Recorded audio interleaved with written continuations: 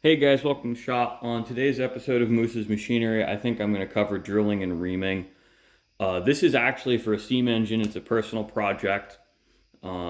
This is a PM research, or PM models, whatever you call them, 2A oscillating steam engine. Because this is a fun project and purely for me, I kind of don't really want to take a lot of video of it. I'm just going to cover steps that I really struggled with and required a lot of thought. In this case, I was like, how do I hang on to it? This is a funny shape. I can't put it in a vise. So what I wound up doing is squaring off the top face of the steam engine, drilling it. So I had ports, and what I did is I actually indicated off of the machined face. So as you run the saddle back and forth, I'm within about half a thousandths once we take into account the porosity, which I think is actually pretty good. It's hard to say how much is indicator stick and what isn't. I deliberately chose my less accurate indicator, so I'm not going to drive myself crazy with a 10,000ths of an inch indicator. And we just made some real quick and dirty hold downs to hold this in place. I'm going to bevel these at some point. It's on the to-do list. I know they're extremely crude, but I just wanted to make something so I could keep moving on the project. I don't have as much time as I'd like for personal stuff anymore. So, it is what it is. We're going to use the digital readout. I'm going to drill this guy first because I have a boss. So we're just going to center up on that using a spot drill by eye, actually. We're not even going to go crazy with an indicator or anything else because the critical dimension in this case isn't how centered it is. It's how far apart these two holes are. So it does call out center line. I don't think we really need to go too crazy on that. What we could do is use an edge finder on these two, but my understanding of how the machine works, I don't think we really need to do that. But, I'm just going to send it and see what happens. I'm sure it'll run even if it's not perfect. Just run at higher pressures. I'm correcting myself. I think I'm going to use an edge finder and find the average of these two holes.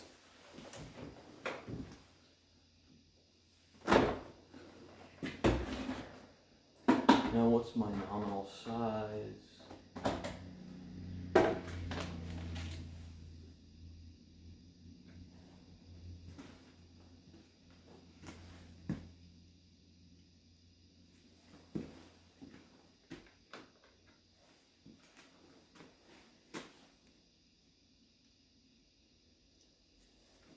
Huh.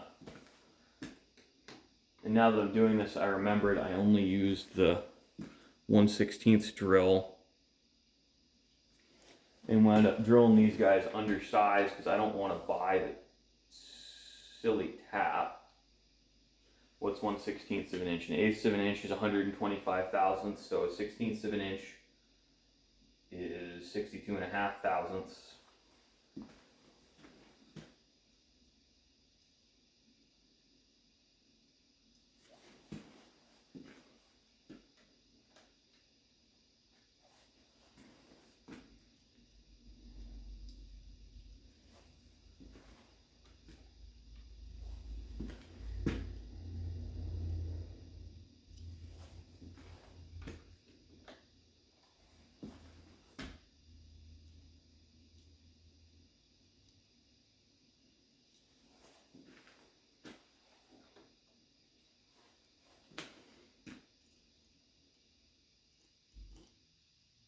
Yep, that's a good fit.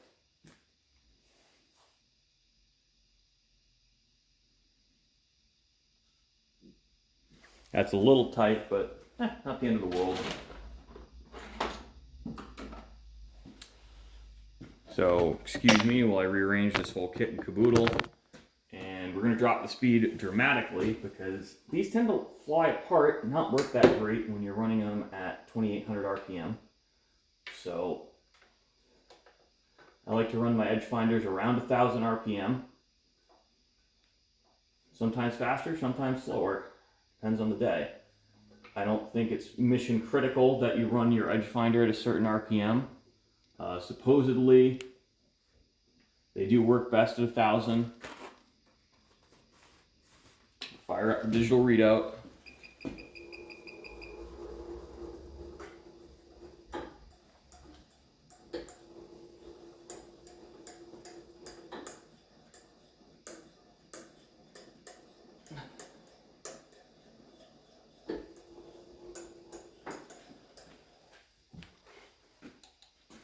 Can you guys see what's going on? Yep.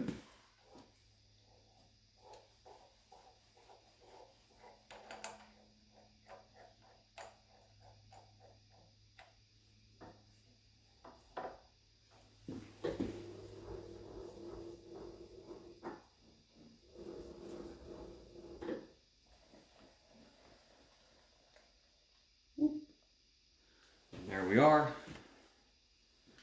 Fire the old girl up.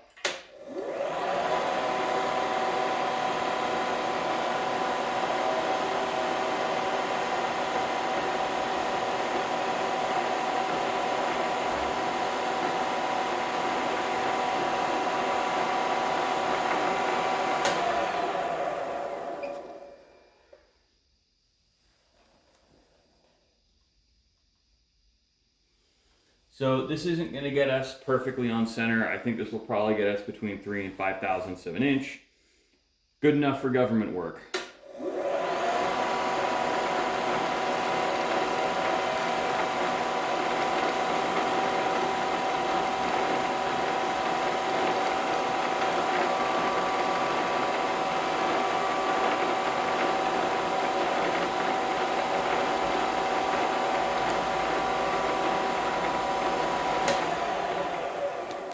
I hit my YZ 1/2.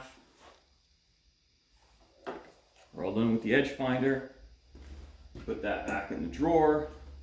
We're done with these gauge pins too, so put them back where they belong.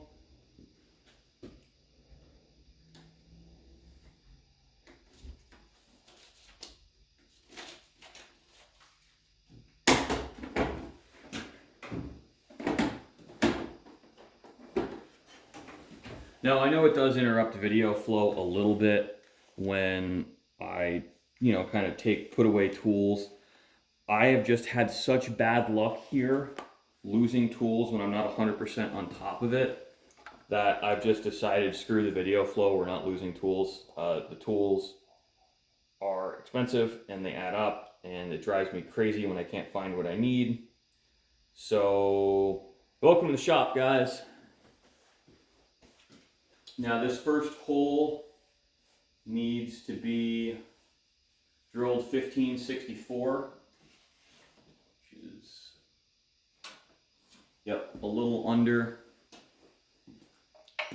1/4 inch. Now I'm going to drill this one first because I want to be centered on that boss. Now we're going to center it perfectly in the Z or Y, and I'm going to eyeball it in the X. Because rereading the drawings, I am 99% sure that being on center for the Y is going to be more important than our X, but I'm not 100% sure on that. And here's something hilarious. My spot drill is almost exactly the same circumference as this spot, and is visually very much perfectly aligned. So we're just going to spot this.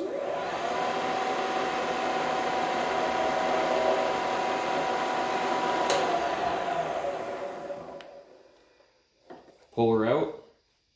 Put it back in the tube because spot drills don't come cheap, and I'm really good at dropping things. Now I'm going to lower the knee some more because we need room to get my 1564 dropper drill in there.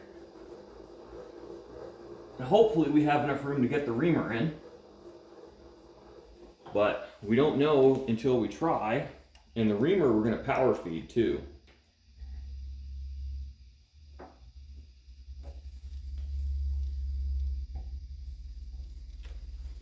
Now we need to go all the way through this. So I think what we're going to do is actually power feed this guy, because I want to be as on size as we possibly can be.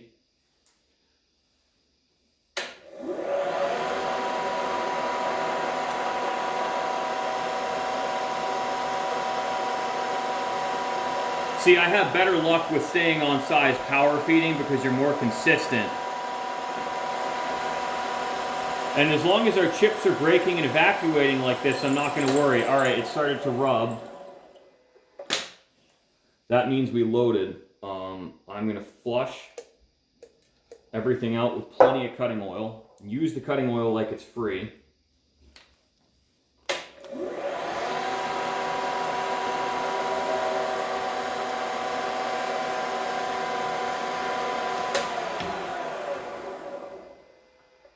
All right, now we're through the top.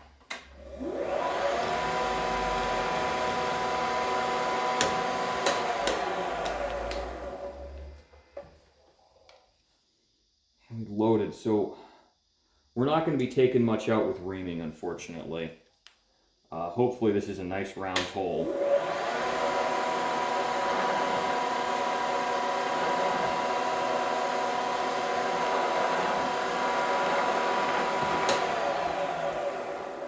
So for concentricity purposes, because this hole size really does matter a lot, I'm going to stick the reamer out as far as I can go. And I'm going to give the reamer as much feed as I possibly can, so 6 thou per rev. And I am going to give it a lot of cutting oil.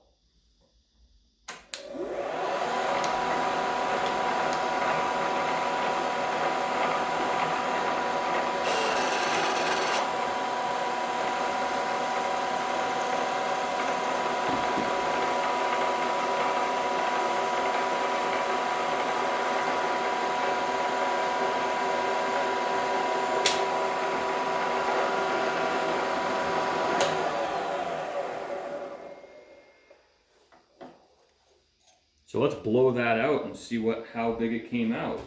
I only have gauge pins in 1/1000 of an inch increments, so that's as precise as we can really practically get for this.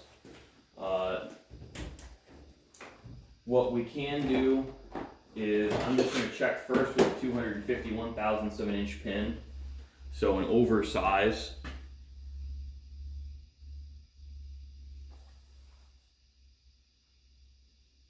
Oh, awesome. I think we're right on size. This starts, but it's tight. That is exciting. That is a good fit already. I am very optimistic. If this comes in undersized, that's not the end of the world. Oh, that is a perfect sliding fit with a 2/10,000 of an inch undersized gauge pin, guys. That is awesome, because we didn't have to do any goofiness on camera. And that is a good feeling, because these projects can get goofy right quick. Now we're going to translate over. What does my drawing say? Center to center. On these two holes is exactly 2 inches. So we're going to get as close to 2 inches as we can.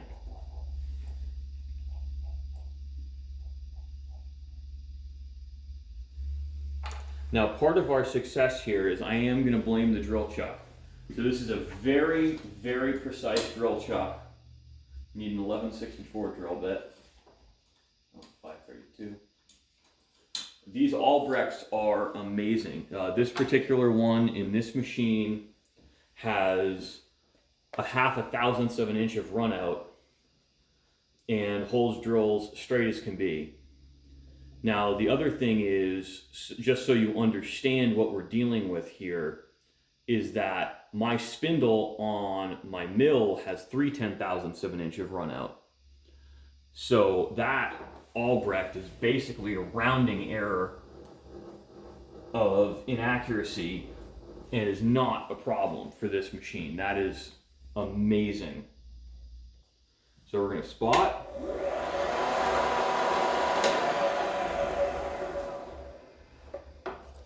Now with carbide drills, I don't really go crazy lubing for spot, especially in aluminum.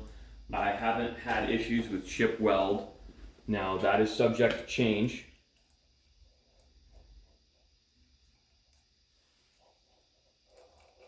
Oh, I'm having a brain fart, guys, on camera. I'm just so excited that that first hole came out so close to on size.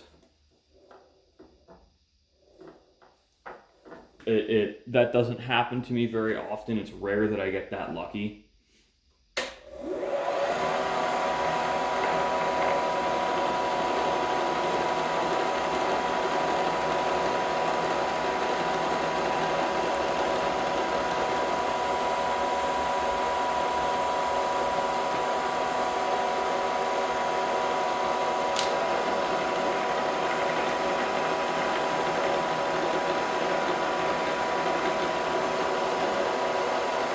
With how the last hole went preemptively, I'm just stopping halfway through and adding some more cutting oil.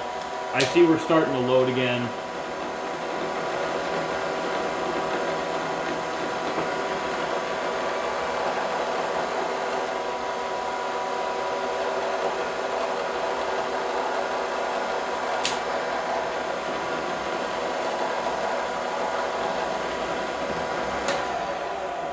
So that was awesome. Really, so far so good. Knock on wood, guys, this hole goes as well as the other one did. This reamer is not in as good shape, so I think I'm not going to measure it on camera because I might get a little bit sad. Now, just for those of you who aren't in the know, reamers have really long shanks because it helps to absorb any errors in the drill chuck not being held straight. It allows the tools to flex as they are pushed into the material.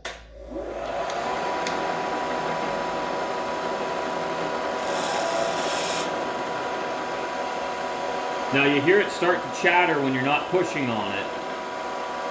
So I like to feed these guys fast. Run them all the way through and don't shut the tool off when you're retracting the reamer. Because if you shut the machine off, you'll drag the flutes. So that took off quite a bit for a reamer. You know, you can kind of tell, feel it. You'll get a feel for reamers and just kind of looking at it. Surface finish in there is adequate, not excellent. Now these are older reamers. I got these used, and quite frankly, I believe these are Vietnam era or even older. So I'm happy they cut even close to size and leave a half decent surface finish, because what I paid for them was nothing. They were a gift. So thanks for watching, guys. I hope this, whole let's square up unconventional parts and drill and ream together, I hope this was entertaining for you. And ideally, you guys learned something too, because I'm always learning when I do these videos. There's so much to learn. It can get overwhelming at times. Now, thanks for watching.